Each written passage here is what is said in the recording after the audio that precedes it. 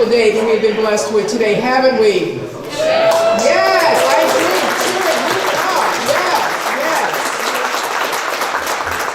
Well, I want to thank everyone this morning who's taken the time to come into our beautiful, magnificent building this morning, and those of you who especially took time to cross the bay. We know what that is like. So we appreciate your being here. This is our new pharmacy and health professions complex. And I have to tell you, it has been a labor of love for 5 years for many of you out there and those of us here. So let's give it up for all of us.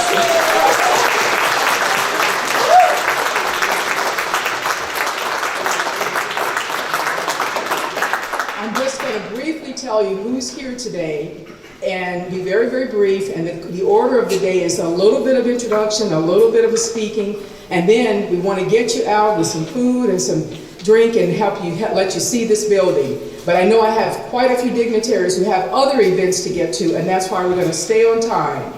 So let me tell you a little bit about who's here. First of all, I am really pleased that my friends from the University System of Maryland was able to be here. My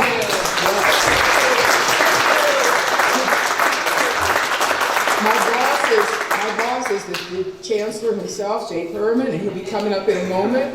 My other boss is the board chair herself, Ms. Linda Gooden. And then we have Ed McDonald, and I'm trying to see if I missed any other board members. I think those are the board members who are here. The other individuals who are here, I know that Richard Wallace was going to come. I don't see him in the audience right now.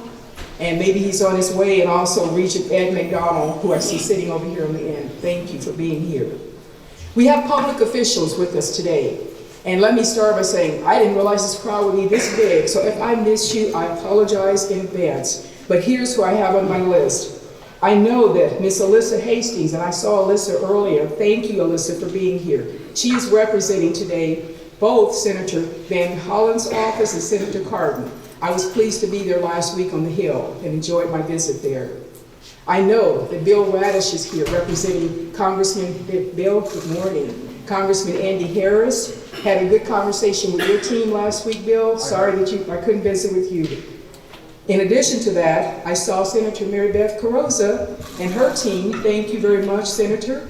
I saw also Senator Johnny Miles. Thank you, Senator. Speaker Pro Tem, Ms. Cherie Sample Hughes. Where is she? Right there. Thank you for sending Noah to us. We have her son that we take care of here.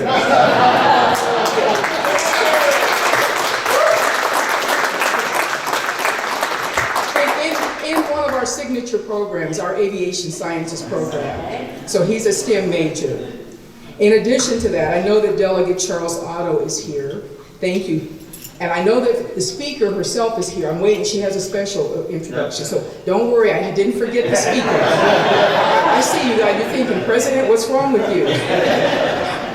I know that because we are here on the Eastern Shore and we take our business serious about being connected with the community, we engage with Crisfield as well as Somerset as well as Pocono. And I know that the mayor from Crisfield was trying to join us today, Mayor Darlene Taylor. I don't see her in the audience yet, but I'm sure she'll be here later. And also the newest mayor on this Somerset is Todd Knock, who also happens to be a 2020 UMES alum. So thank both of them for being here. Now, if I missed anyone, as I said, please forgive me, but I do want to give a special shout out to a good friend of mine, and that is Vice Chancellor Ellen Herbst. Vice Chancellor Herbst is the Vice Chancellor of Finance Administration, the money person, and she has been a steadfast supporter of UMES, and she and I have really connected when I came here in 2018. A few other people I want to mention is Brian Pinnock, who is the President and Chief Executive of Care First, and our great dear friend Melissa Kelly made the trip with him this morning. So Brian, thank you so much. Our friend Shane Brakey of Chesapeake Utilities is also here. Shane, thanks for coming with Melissa Stanford. And here's a quick brief story about Shane. Shane and his institution, Chesapeake Utilities, have the distinct honor of actually securing the first naming rights in this building. Thank you, Shane.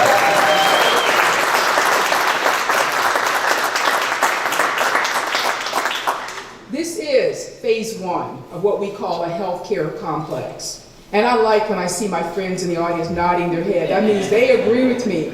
We need a phase two. But you will get a chance to tour this building today. And the reason it is so important to have this building on the Eastern Shore is because of the healthcare disparities that we see in 23 counties in this state. In the country, we have to get to where we're resolving and solving the problems of healthcare. And that's what we, as a university, look forward to doing. And so in that phase two, we look at adding all of our other health programs. And we have also been embarking on a new direction here of introducing veterinary sciences to the shore.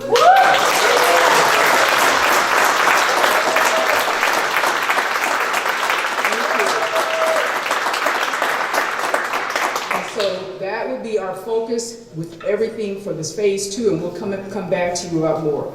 But at this time, it is my distinct honor and pleasure to have the privilege of bringing to the podium in a moment the Speaker of the House of Maryland.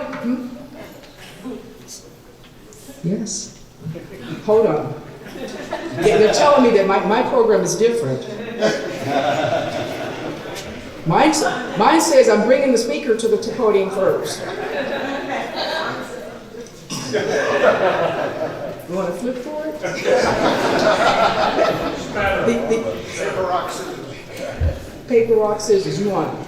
You got it. So I'm going to bring to the podium Speaker of the House, Adrienne Jones.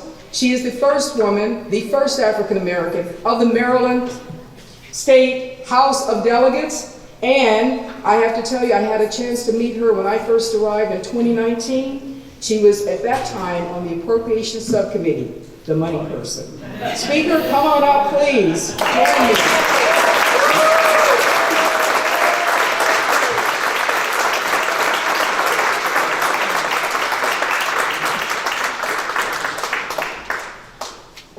Thank you for having this Barbara Mikulski store. Good morning. It's great to be here to celebrate an exciting day at the University of Maryland Eastern Shore. I want to congratulate Dr. Anderson, Chancellor Perman, Dr. Forsythe, am I saying that? And all the students and faculty here today. UMES new pharmacy and health profession building represents the future of healthcare and health equity in Maryland. Now more than ever, we need to make sure that students of color pursue careers in healthcare and succeed in the industry. Health disparities are hurting communities of color. The maternal death rate among Black Americans is over 2.5 times higher than the rate for white women. Black people have higher rates of chronic disease, and communities of color suffered the most during COVID. University of Maryland Eastern Shore is one of our strongest tools we have in changing all of that. With more health professions programs than any other HBCU, UMES is creating a health system that actively supports communities of color. The state-of-the-art facility isn't just an investment in education, it's an investment to ensure quality of care for all Marylanders. Here is where we'll find our next pharmacists, physical therapists, and other healthcare professionals who will lead the way in improving health outcomes in communities of color. What you all are doing here today makes a difference. That's why the state has been so committed to fully funding our HBCUs to support programs in healthcare and other industries that would help give them a competitive advantage. Maryland can't be a healthcare leader without ensuring that all of our premier institutions are fully equipped with the best health education resources. We're also working to make sure there's better access to care and continuing the work to lower the cost of life-saving prescription drugs. But the work to improve healthcare in Maryland doesn't start in the legislature. It starts right here.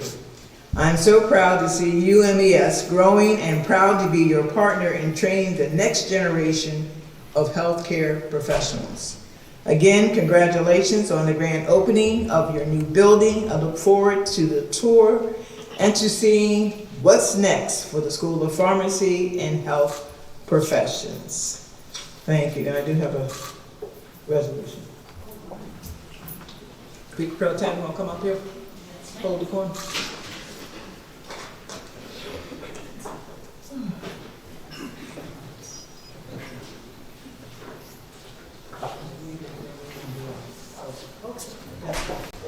This is from the Maryland General Assembly, official citation. Be it hereby known to you all that sincerest congratulations are offered to the University of Maryland Eastern Shore School of Pharmacy and Health Professions in recognition of the opening of the new School of Pharmacy and Health Professions building, which will teach students to lead change in healthcare through education, research, and service on the Eastern Shore, in the nation, and in the world. And presented on this 28th day by your city.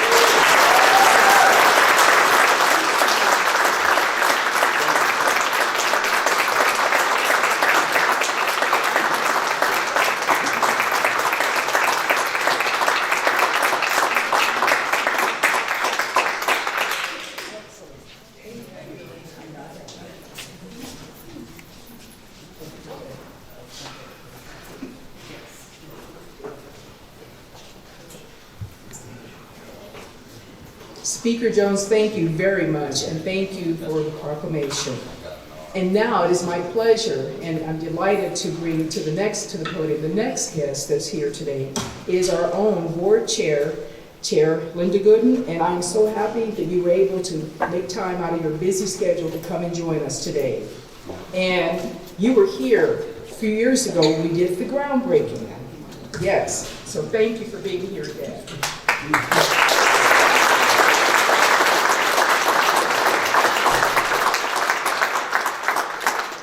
Being this tall. This is nice.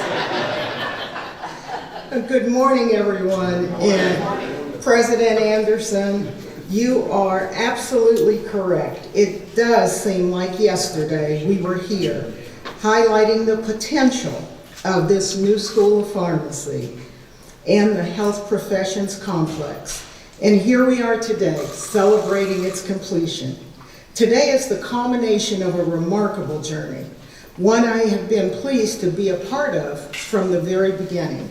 When UMES launched its Doctor of Pharmacy program in 2010, I had just started my service on the board. Since then, the UMES has graduated literally hundreds of licensed pharmacists. And trust me, as we age, we truly appreciate that. And most recently, doctorates of pharmaceutical science. Over the years, with the support of the USM, Eastern Shore legislatures, state officials, and others, UMES secured the funding needed for this new building. And today, this transformative new facility begins a new chapter for UMES. Dr. Anderson, you've done an extraordinary job strengthening this project and shepherding it into fruition. And with your long and accomplished career in pharmacy, you know better than anyone how important this facility for your students and for the state will become. I thank you and congratulate you and the entire team. Of course, while today's event marks the end of one journey, there's also the beginning of another. If the events of recent years have taught us anything, they taught us that the health professionals are among the most knowledgeable, skillful, caring, and essential members of society. including our dedicated core of pharmacists. We also know that far too few people, especially people from minority populations, are engaged in the health profession careers. This new School of Pharmacy and Health Professions will secure the future of pharmacy on the Eastern Shore and further cement UMES as a vital provider of health professionals for the region and for the state. Thank you, and once again, congratulations to all.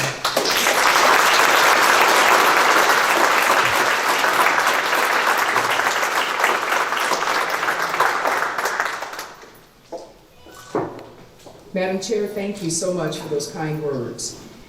And before I get into too much trouble, let me bring my day-to-day boss up here, Chancellor Jay Perlman, to say a few words. Chancellor, I'm very delighted that you could be here with us today.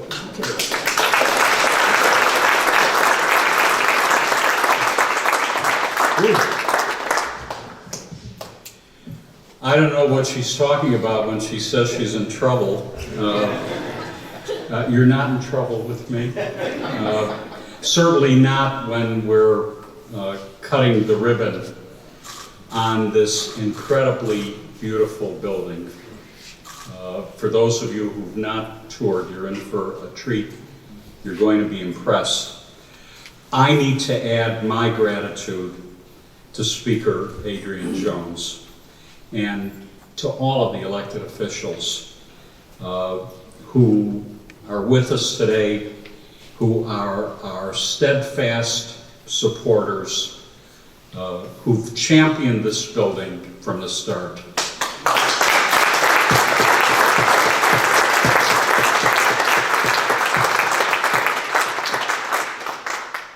You know, buildings like these are always more than buildings.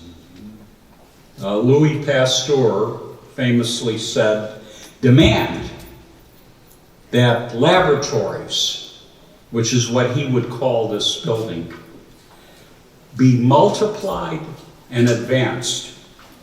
These, he said, are the temples of the future, where humanity grows greater, stronger, better. I can't help, as the Chancellor, saying that's the whole premise of higher education. It's the whole premise of what we do to improve the human condition. So Louis Pasteur was right about a lot of things.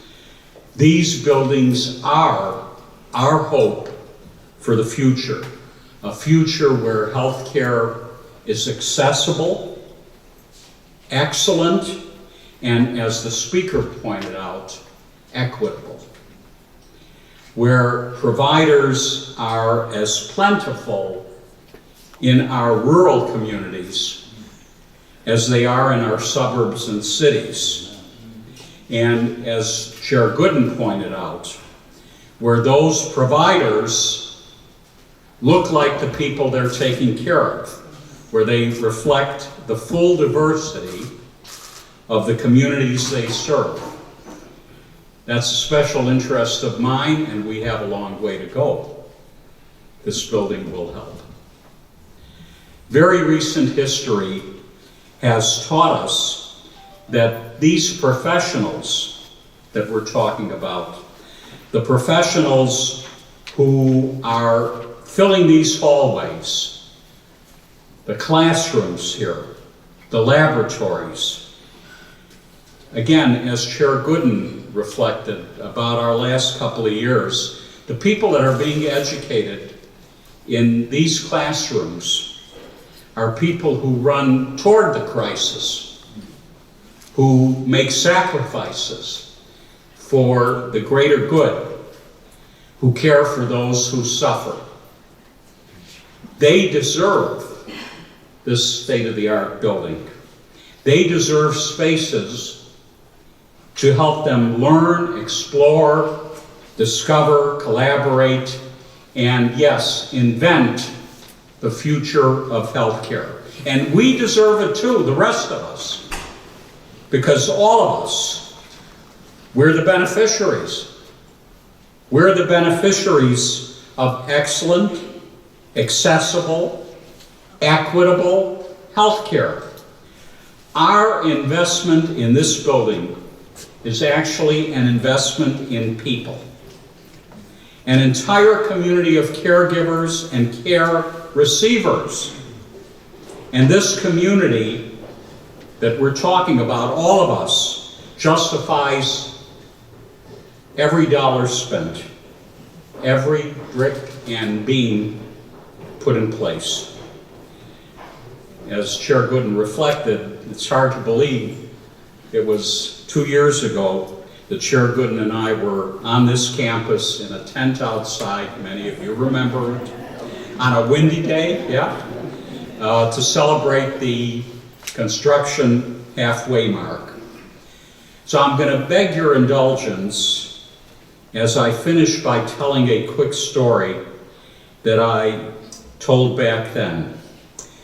And I want to make sure before I tell it that there are some students here. Students, I know there are a few.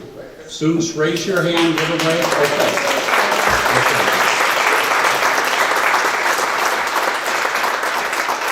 Good. This is a celebration for you, but I need to tell this story because I always tell it when I'm in front of pharmacy students.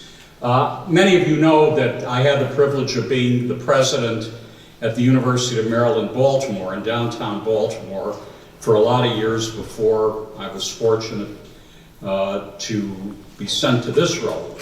And it was very important to me in my role as president of a health science campus where we educate the whole gamut of healthcare professionals, physicians, nurses, pharmacists, dentists, social workers, physical therapy, etc. It was very important and remains very important to me to teach our healthcare professionals of the future how to work in a team. Maybe that's Heidi's vision for what could happen in this building as we bring all the health professions together. Because it's very important to provide team-based healthcare. Too many individuals and families have very complex diseases that need a lot of minds, or they have the social determinants of health that impact them and are much more than the physician, for example, making the right diagnosis and prescribing the right therapy. So at the University of Maryland, Baltimore, to this day, we have periodic IPE Day, interprofessional education days, where we bring all the students from the various disciplines together, and they have an intensive day of working together with standardized patients, with simulators. They work together. And then they come back to the big auditorium and we reflect. So this president was standing in front of them, and I like to teach sort of by the Socratic method. So I stood up in front of these hundreds of students and I said, okay, tell me what you learned. And a graduate nursing student, hear me pharmacy students, a graduate nursing student raised her hand and said, Dr. Perman, here's what I learned.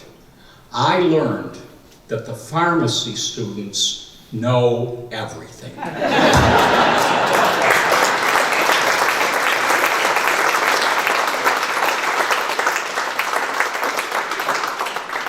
So, President Anderson, Dean Vasitis, you know that's true, and that's what we expect out of the students in this building.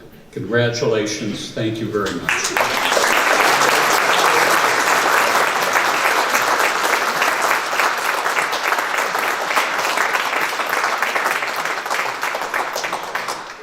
Chancellor, thank you so very much. When you mention teams, the next person I'm going to bring forward to give you some words and actually tell you about this building is the interim dean of this program, the School of Pharmacy. But before I bring him forward, as you said, Chancellor, healthcare requires a team. To build a building like this requires a team. And one of the individuals that started and was working on building this and being part of that team was the dean at the time. May I see the provost and have the provost come forward just to give a wave?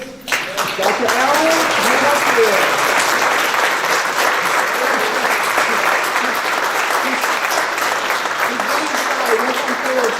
And he was part of the team that really started to lead this. Now may I have all of the pharmacy faculty and students raise their hand and give a shout out to them.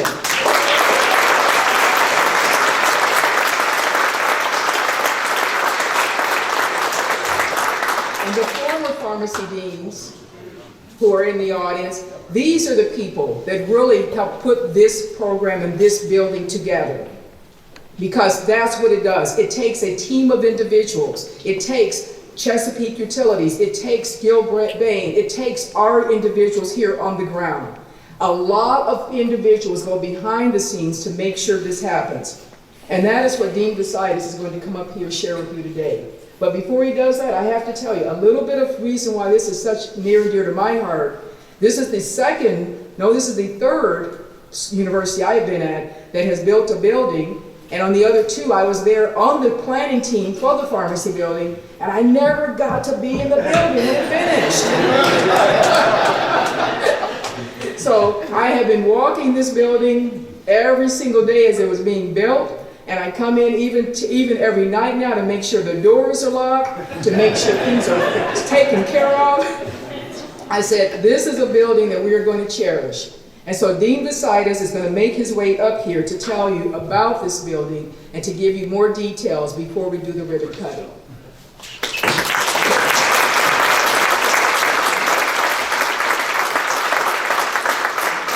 Thank you, President Anderson. One of the things with being the last speaker is that you all took my best lines. But seriously, I feel very honored to be here to represent my colleagues, especially when I look into this audience and I see so many people that have had historical significance that has brought us to this moment. We have our legislatures, we have officials, we have donors, we have essential supporters that thankfully pushed to make this a reality. I also saw Dr. Boyle, one of our former deans, is here. Dr. Junker, who hired me way back in 2010. Alumni and friends from the very first class of graduates, and it reminds me of our humble beginnings in cubicles back in Waters Hall, and then to the fact that we were spread over 5 buildings for the past 13 years. Just the pharmacy program, not speaking of the other programs, just the pharmacy program. The laboratory research space we had for the entirety of the pharmacy faculty was smaller than the space that you're standing in now. But we still managed to produce, advanced scholarship, to do excellent clinical outreach, and to really push the envelope forward and produce excellent outcomes for our graduates and students. So I'm actually very, very proud of them, and I'm very happy to be here and be able to do this. Now, not only that, I'm not only reminded of the past, but also I see the future when I look out here as well. We have partners such as the Center for Global Africa, who are working with us to harness the power of HBCU intellectual capital to improve international healthcare and infrastructure. And most importantly, I see our students and how these cutting-edge facilities will give our students the opportunity to soar above and beyond anything we've accomplished before. Now, that future does require the completion of our learning complex. All right? Here it comes. As you tour this building, do notice that there are very specialized spaces here. There are only 5 traditional classrooms. Now, our health professions programs, we have over 400 students. So obviously, we can't put everybody in this one building. Now, that's because this building was always meant to be part of a larger complex, an interdisciplinary health professions complex. So we still have 4 programs that are spread to opposite ends of the campus, and that we must bring home by building the other half of this learning center. They are fantastic programs, I want you to know that, and I'll give you some examples. Our physical therapy program, they have a graduation rate of 94% and an ultimate board pass rate of 100%.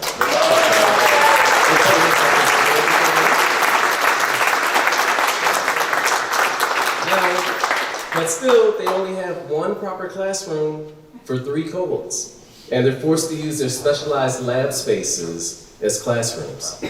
Our physician assistant program graduated its first cohort just 4 months ago, and they already have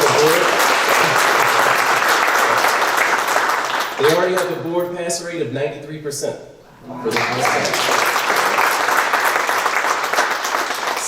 75% of the 2024 cohort are African American students, which shows that we are meeting the goal of improving diversity in the healthcare workforce. Yet the students have to walk 20 minutes in the rain across campus to use the facilities upstairs and then walk 20 minutes back to go to the classroom for their lectures. Our rehabilitation program, that's the only CACREP accredited counseling program on the Eastern Shore. And they've produced graduates that have opened their own counseling programs in this area, giving back to the rural community, right? But rehab does not currently have any dedicated research lab space for their faculty or their students, but still doing an excellent job. Kinesiology, that's our third largest program by enrollment for undergraduates, and they have approximately 75% underrepresented minority students. They started a sports management program that enrolled its first class last semester, but they only have 3 classrooms for the entirety of their programs. Now, I don't say that to cast a shadow on, all the great things that are happening here today when we're celebrating, but rather I want you to envision what we actually can accomplish and what we can achieve once our other healthcare professions have equitable technology and resources. When students across all the health professions have daily opportunities to engage and learn from each other in one space. We could talk about inspiration. So when our health professions undergraduates have daily interactions and see themselves in their professional school brothers and sisters. Also in our graduate programs, the pharmaceutical sciences program with the PhD and master's degrees is also fairly new as well. When the PA and PT students don't have to waste 40 minutes walking back and forth just to have a simulation activity integrated with a lecture. And of course, when the new veterinary medicine program, when those faculty and students, Dean Cairo, and I have to give thanks to Dean Cairo who let us use classrooms over the past 13 years as well, so that we were able to accomplish this much also. But when those students can walk down the hall to interact with pharmaceutical scientists, and brainstorm over new treatments and intellectual capital that will benefit animal health, human health, and agriculture worldwide. Having all of our programs in one center will improve interprofessional education, interdisciplinary collaboration, resource sharing, visibility, communication, and greatly enhance the skills of our graduates and our ability to act as agents of change in the community. So finally, our goal, of course, is to revolutionize healthier education and practice on the Eastern Shore and beyond. This Phase 1 building, which we are so thankful for, is a tremendous step forward on that path. The Phase 2 will allow us to create a brighter future in healthcare education, improve the health of our community. I want to thank you all for being part of that journey as we soar above and beyond.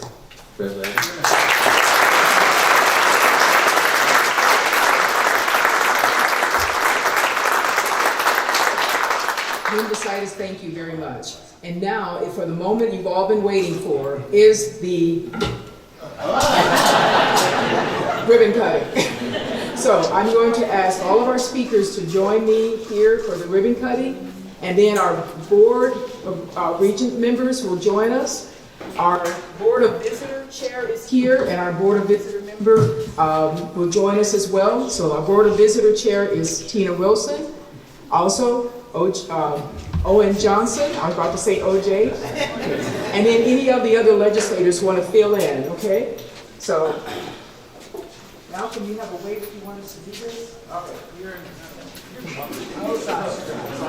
Just don't cut the bow. Okay, then we need to know which camera to look at. Okay.